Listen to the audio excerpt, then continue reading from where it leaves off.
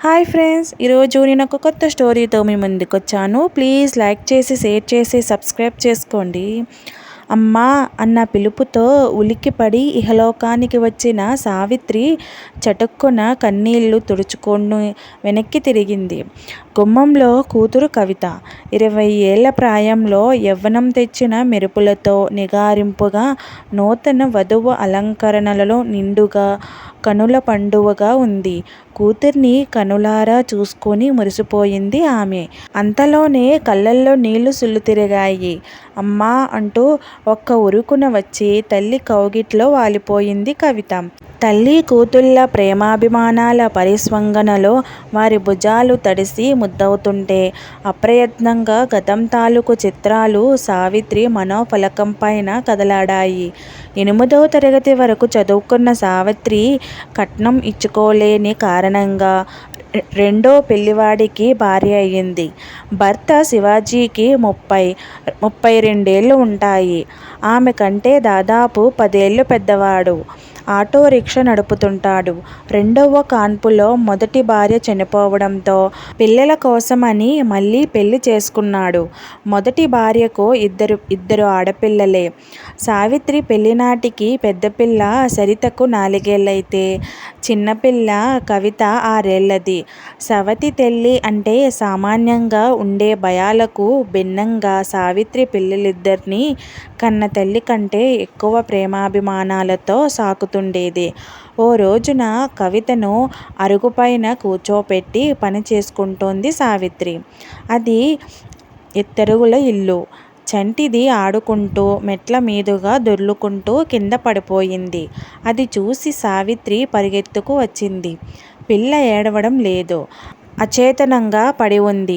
ఊపిరి కూడా ఆడుతున్నట్లు లేదు. చటుక్కున చంటిదాన్ని పైకి లేవదీసి కూర్చోబెట్టింది సావిత్రి. వెన్నుపైన గట్టిగా తట్టింది. దాంతో పిల్ల కాస్త ఊపిరి తీసుకున్నట్లనిపించింది. ఆ క్షణంలో అలా తోచి చేసిందే తప్ప ఆ పరిస్థితుల్లో ఏం చేయాలో తెలియదు ఆమెకు. ముఖంపైన నీళ్లు చిలకరించినా పిల్ల కళ్ళు తెరవలేదు. ఇంట్లో ఉన్న డబ్బు తీసుకొని పిల్లను చేతుల్లో ఎత్తుకొని పూనకం వచ్చిందాల్లా బయటకు పరిగెత్తింది సావిత్రి. సరాసరి దగ్గరలో ఉన్న నర్సింగ్ హోంకి వెళ్ళింది. అటెండర్ అడ్డుపెడుతున్నా వినిపించుకోకుండా ఛాంబర్లో చొరబడింది. డాక్టరమ్మా, నా బిడ్డ మెట్ల మీద్నుంచి పడిపోయింది. ఉలుకు పలుకు లేదు. రక్షించమ్మా అంది కంగారుగా. పేషెంట్ను పరీక్షిస్తున్న లేడీ డాక్టర్ సాదాసీదా దుస్తుల్లో ఉన్న సావిత్రి వంక తీక్షణంగా చూసింది. ఏయ్, ఎవరు నువ్వు? బయటికి వెళ్ళు అంటూ కసిరింది. జరిగింది చెప్పి తన బిడ్డను వెమ్మట్నే చూడమని అర్థించింది సావిత్రి. నేను ఇప్పుడు ఓ ముఖ్యమైన కేసు చూస్తున్నాను. మరో డాక్టర్ ఎవరి దగ్గరికైనా తీసుకువెళ్ళు అంది. ఆలస్యమైతే నా బిడ్డ నాకు దక్కదు. నువ్వే పుణ్యం కట్టుకో తల్లీ ప్రాధేయపడింది సావిత్రి. ఇది మెడికో లీగల్ కేసు. పోలీసులకు రిపోర్ట్ చేయందే పేషెంట్ని చూడడం కుదరదు అంది డాక్టర్ చిరాకుగా. పోలీసులు, రిపోర్ట్లు అంటూ జాప్యం చేస్తే బిడ్డ దక్కదు. ఏదో తెలియని ఆవేశం పెనవేసుకుంది సావిత్రిని. చటుక్కున డాక్టర్ యొక్క కోటు కాలర్ని పట్టుకుంది. నువ్వు నా బిడ్డకు వైద్యం చేసేంతవరకు నేను ఇక్కడ్నుంచి కదల్ను. నీ కారణంగా నా బిడ్డ చనిపోతే నీ ప్రాణం తీయకుండా ఉండను అంటూ అరిచింది. అంతటి సాహసము, తెగింపు ఎలా వచ్చాయో ఆమెకే తెలియదు. ఎదురుచూడని ఆ చర్యకు డాక్టర్ తెల్లబోయింది. సావిత్రి వెనుకే లోపలికి వచ్చిన అటెండర్ ఆమెను బయటికి లాక్కుపోవడానికి విఫల ప్రయత్నం చేశాడు. మీరు సూటిగా మాట్లాడండి. చెప్పండి, నేను పేదరాలిననే కదా అలా అంటున్నారు అడిగింది సావిత్రి. మీరు బాధ్యతాయుతమైన ఓ డాక్టర్ అని మరచిపోవద్దు. చిత్రంగా సావిత్రి పలుకులు డాక్టర్ మీద పనిచేశాయి. పాపను బెడ్ మీద పడుకోబెట్టమని చెప్పి పరీక్షించింది. అది హోప్లెస్ కేసని అనిపించడంతో నేను సూటిగానే మాట్లాడుతున్నాను. పిల్ల బ్రతకాలంటే వెంటనే పెద్దాసుపత్రికి తీసుకువెళ్ళు. అక్కడ అన్ని సదుపాయాలు ఉంటాయి అని చెప్పింది. పాపను కాపాడడం ఆమె వల్ల కాదని గ్రహించిన సావిత్రి మరి జాప్యం చేయలేదు. పిల్లను తీసుకుని బయటకి పరిగెత్తింది. రోడ్డుపైన వెళ్తున్న ఖాళీ ఆటోని ఆపి పెద్దాసుపత్రికి తీసుకెళ్ళమని చెప్పింది. సెల్ ఫోన్లో భర్తకు విషయం వివరించింది. ప్రభుత్వాసుపత్రి వద్ద ఆటో ఆగగానే బిడ్డతో లోపలికి పరిగెత్తింది సావిత్రి. ఏడుస్తూ ఆమె చెబుతున్న దాన్ని ఆలకించిన డ్యూటీ డాక్టర్ పాప నాడీ వగైరాలు పరీక్షించాడు. పెదవి విరుస్తూ లాభం లేదు, ఇంటికి తీసుకుపో అన్నాడు. సావిత్రి గుండెలు అవిసిపోయాయి. అదే సమయంలో పిల్లలకు ఊపిరి ఆడడం మానేసింది. సావిత్రికి ఏం చేయాలో పాలుపోలేదు. దుఃఖం ముంచుకు రావడంతో బల్లమీద నిస్సత్తువగా చతికిలపడింది. అంతలో అంతర్వాణి చెప్పినట్టు హఠాత్తుగా ఏదో ఆలోచన మెదిలింది ఆమెలో. వెంటనే దాన్ని ఆచరణలో పెట్టేసింది. పసిదాని మెడను వెనక్కి వంచి దాని నోట్లో నోరు పెట్టి గాలి ఊదనారంభించింది. కొద్ది క్షణాలకు పాప భారంగా ఊపిరి పీల్చనారంభించింది. సావిత్రి ఆనందంతో పురివిప్పుకుంది. తన బిడ్డ బతుకుతుందన్న ఆశ చిగురించింది ఆమెలో. అంతలో శివాజీ అక్కడికి పరిగెత్తుకు వచ్చాడు. భర్తను చూడగానే ఏడ్చేసింది సావిత్రి. ఈ డాక్టర్ల మాట మీద నాకు నమ్మకం లేదు. నేను దీని తల్లిని. నా బిడ్డ నన్ను విడిచి వెళ్ళిపోదు అంది. ఉట్టిపడే ఆత్మవిశ్వాసంతో ఎంత ఖర్చైనా సరే ఇంకా పెద్ద హాస్పిటల్కి తీసుకువెళ్దాం. నా తల్లిని బతికించుకుందాం. ఓ సూపర్ స్పెషాలిటీ హాస్పిటల్కి వెళ్లారు దంపతులు. డాక్టర్స్ సావిత్రి చెబుతున్నది వింటూనే చంటిదాన్ని జాగ్రత్తగా పరీక్షించారు. వాళ్ళు చెప్పిన సంగతులు సావిత్రిని, ఆమె భర్తను విభ్రాంతికి గురిచేశాయి. పాప కోమాలో ఉంది. పడిపోవడం వల్ల పుర్రె ఎముక ఒకటి ఫ్రాక్చర్ అయ్యింది. ఇంటర్నల్ బ్లీడింగ్ మూలంగా తల వాచిపోయింది. బ్రతికే అవకాశాలు చాలా తక్కువ. ఆపరేషన్ చేస్తే నా బిడ్డ బతకదా డాక్టర్ అని అడిగింది సావిత్రి. మేజర్ సర్జరీని తట్టుకునే శక్తి ఆ పసిదానికి ఉండదమ్మా. మందులతో మా ప్రయత్నం మేం చేస్తాం అనక మీ అదృష్టం అన్నారు డాక్టర్స్. పాపను వెంటిలేటర్లో పెట్టి డ్రిప్స్ ద్వారా మందులు ఇవ్వనారంభించారు. 2 రోజులయ్యింది. పిల్ల పరిస్థితిలో మార్పు లేదు. సావిత్రి ఇంటికి వెళ్లకుండా ఆసుపత్రిలోనే ఉండిపోయింది. నిద్రాహారాలు మర్చిపోయింది. ఆమె కోరిక ఆర్తి ఒక్కటే, తన బిడ్డ బ్రతకాలి. తప్పక బ్రతుకుతుంది. తన ప్రేమే చంటిదాన్ని బ్రతికిస్తుంది. బలీయమైన ఇచ్ఛతో అనుక్షణము ఇష్టదైవాన్ని ఆమె చేసుకుంటున్న వేడుకలు అవే. ఇంట్లో ఉన్నదంతా పోగుచేసి తెచ్చి హాస్పిటల్ ఛార్జెస్ కట్టాడు శివాజీ. పాప కోలుకునేసరికి చాలా సొమ్ము అవుతుందని తెలుసు. తనకు అద్దెకిచ్చిన ఆటో యజమాని సాయం కోరాడు. అలాగే బంధుమిత్రులు కూడా ఆర్థిక సహాయం చేయడానికి ముందుకి వచ్చారు. చంటిదాన్ని చూడ్డానికి వచ్చిన వారంతా పాప బతకదనే నిర్ధారించేశారు. పిల్ల తలవాపు తగ్గలేదు. డాక్టర్స్ ఆ కేసు విషయమై తర్జన భర్జనలు పడుతూనే ఉన్నారు. సావిత్రి మాత్రం ధైర్యం కోల్పోలేదు. తన బిడ్డ తప్పక బతుకుతుందన్న ఆశ ఆమెను వీడడం లేదు. అందరిలాగే శివాజీకి లోలోపల ఆశ సన్నగిల్లుతున్న భార్య మనోధైర్యం చూస్తే ఊరట కలుగుతోంది. 5వ రోజున డాక్టర్స్ సావిత్రిని, శివాజీని పిలిచి పాప కోమాలోంచి బయటపడే సూచనలు లేవని, ఆ పసిదాన్ని లేత నరాలు డ్రిప్స్ నీడిల్స్ని ఎక్కువ కాలం తట్టుకోలేవని, బ్రెయిన్ డ్యామేజ్ వల్ల కాకుంటే డ్రిప్స్ తీసేయడం వల్ల డీహైడ్రేషన్ సంభవించి పిల్ల చనిపోవడం తథ్యమని స్పష్టం చేశారు. సావిత్రి నిశ్చేష్టురాలయ్యింది. అంతలోనే తేరుకొని, అంటే చంటిదానికి లిక్విడ్స్ అవసరమన్నమాట అంటూ బయటకు పరిగెత్తింది. కొంతసేపటికి పాల సీసాతో తిరిగి వచ్చింది. డాక్టర్స్ అవాక్కై చూస్తుంటే పాల పీకను చంటిదాన్ని పెదవుల మధ్య పెదవుల మధ్య జొనిపింది.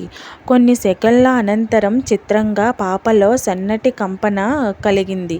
చిట్టి పెదవులు మెల్లగా కదిలాయి. ఓ క్షణం తరువాత అవి పాలపీకను చిన్నగా చప్పరించనారంభించింది.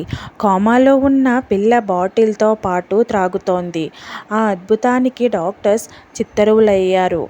నేను పాప తల్లిని సార్. నా బిడ్డ గురించి నాకంటే బాగా ఇంకెవరికి తెలుస్తుంది? అంది సావిత్రి మెరిసే కన్నులతో. ఆ సంఘటనతో పాపను బ్రతికించడం వైద్యుల వల్ల కాదని, తల్లిగా అది తనకే సాధ్యమని అనిపించింది సావిత్రి మనసుకు. అది తల్లి బిడ్డల బంధం. తమది ప్రేగుబంధం కాకపోవచ్చు కానీ పెంచిన మమకారం, అనుబంధం అంతకంటే గొప్పవి. పాప కోమాలోనే ఉంది. డాక్టర్స్ మెడికేషన్ ఇస్తున్నారు.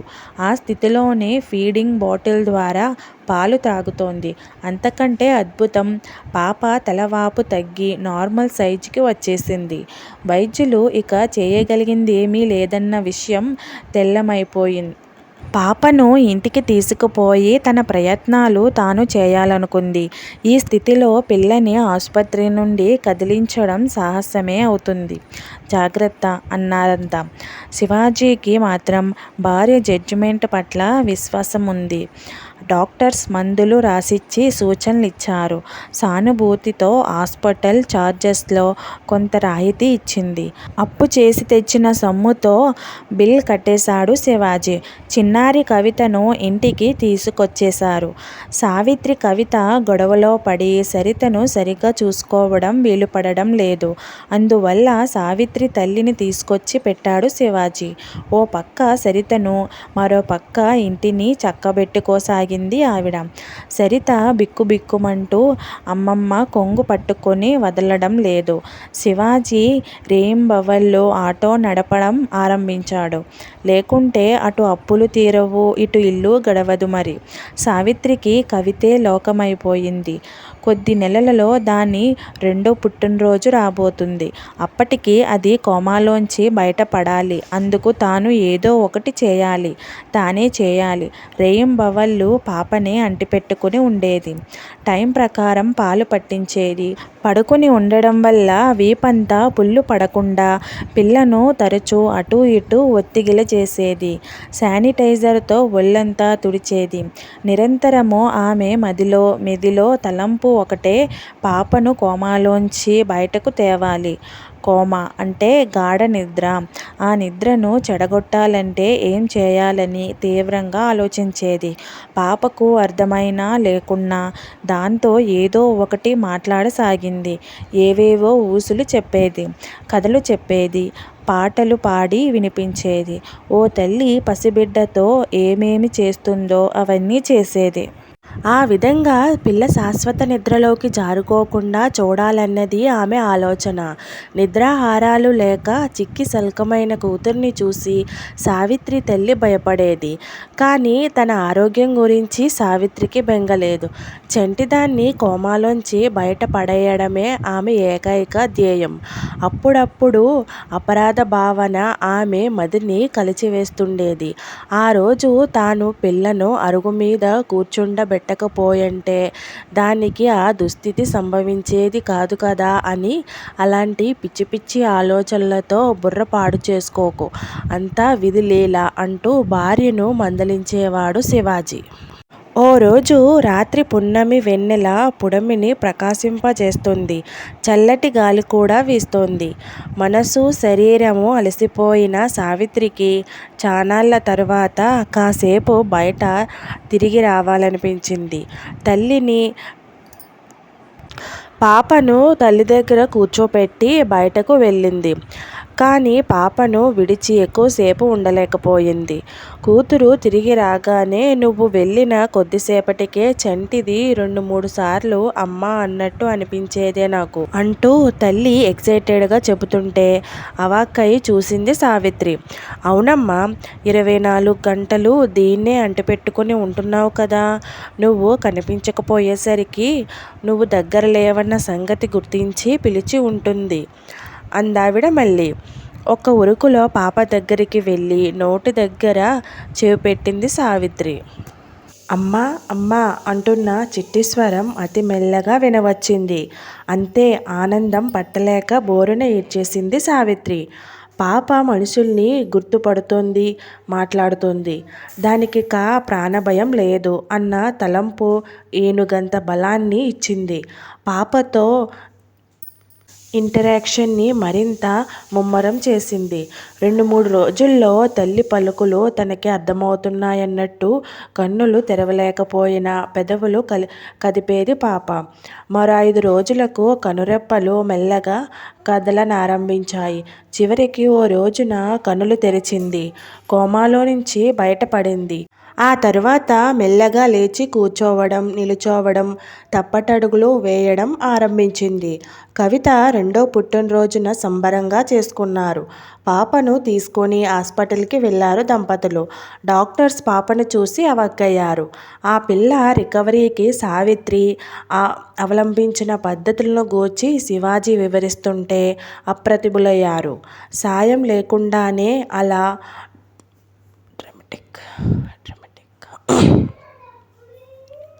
డ్రమాటిక్గా కోమాలోంచి బయటపడడం వైద్య చరిత్రలోనే కనీవినీ ఎరుగని మహా అద్భుతంగా అభివర్ణించారు.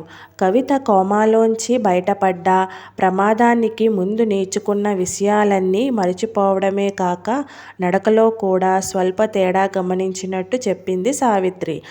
తలకు తగిలిన గాయం వల్ల కావచ్చునని, క్రమేపీ నార్మల్సీకి రావచ్చునని అభిప్రాయపడ్డారు డాక్టర్సు. కవిత నడకలో తేడాయే కాక ముఖ్యంగా నడుస్తున్నప్పుడు మాట తడబడడం కూడా గమనించింది సావిత్రి. చేయి పట్టుకుని నడిపించిన మెట్లు ఎక్కలేకపోయేది. అప్పుడప్పుడు ఫిట్స్ కూడా వచ్చేవి. చూపు బాగానే ఉన్నా ఒక్కోసారి కనులు మసకబారి కనిపించేవి కాదు. అన్నిటికీ మించి తుమ్మినప్పుడు విపరీతమైన బాధతో తల పట్టుకుని ఏడ్చేసేది. పిల్లను మళ్ళీ హాస్పిటల్కి తీసుకువెళ్ళింది సావిత్రి. డాక్టర్స్ పరీక్షించి ఆరంభంలో స్ట్రాంగ్ మెడికేషన్ ఇవ్వడం అందుకు కారణంగా కావచ్చునని, వయసుతో పాటు నయమైపోతాయని అన్నారు. బ్రెయిన్కి ఎంఆర్ఐ స్కానింగ్ చేసి తుమ్మినప్పుడు మెదడులోని ఓ భాగం తీవ్ర ఒత్తిడికి గురై విపరీతమైన నొప్పిని కలుగచేస్తుందని గుర్తించారు. సర్జరీతో దాన్ని సరిచేశారు. కవితకు 5ో, 7ో రాగానే బల్లో వేసింది సావిత్రి. ఆమె తీసుకుంటున్న ప్రత్యేక జాగ్రత్తలతో పిల్ల పెరుగుదల నార్మల్గానే ఉన్నా కాంప్లికేషన్స్ అలానే ఉన్నాయి. ఫిట్స్ రావడం మానినా చూపులోని లోపం, అక్షరాలను గుర్తుపట్టడంలోని అసఖ్యత కొనసాగాయి. ఓసారి కవిత సమస్యను గుర్తించిన స్కూల్ ప్రిన్సిపల్ పిల్లలో డైస్లెక్సియా లక్షణాలు కనిపిస్తున్నాయి. ఎందుకైనా మంచిది ఓసారి పరీక్ష చేయించండి అంది సావిత్రితో.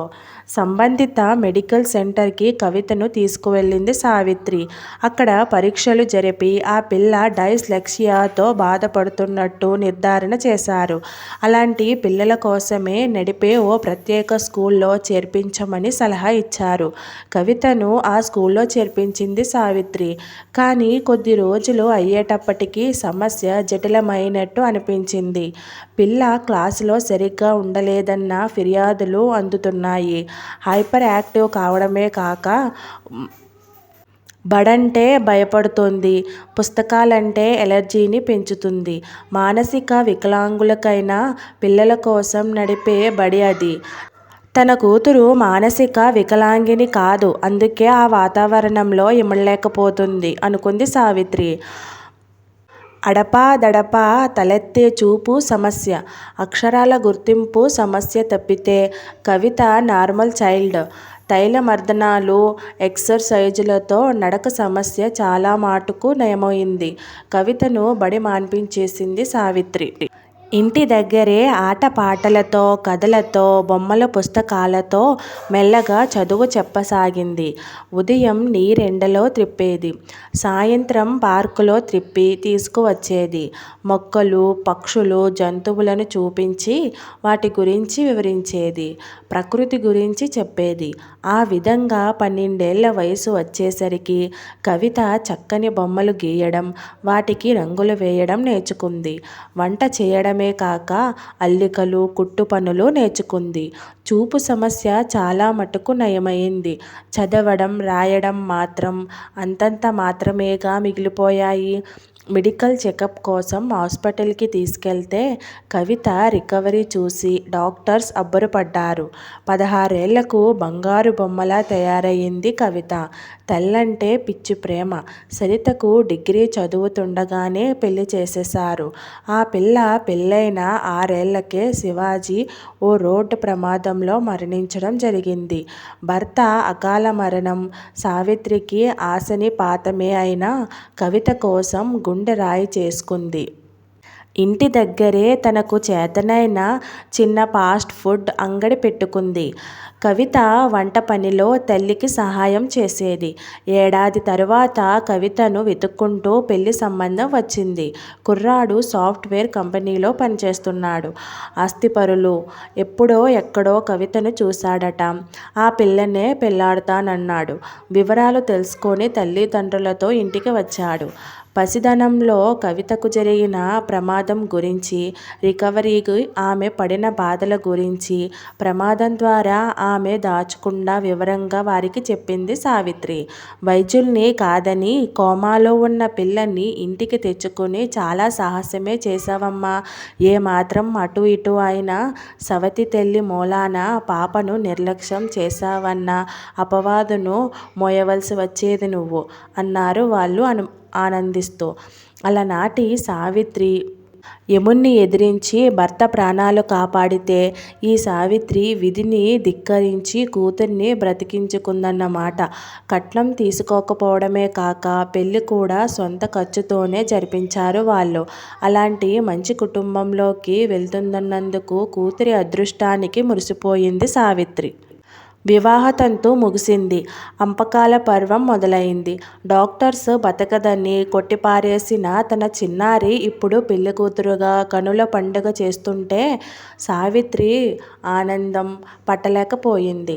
భర్త ఫోటో ఎదుట నిల్చొని సజల నయనాలతో తన ఆనందాన్ని పంచుకుంది.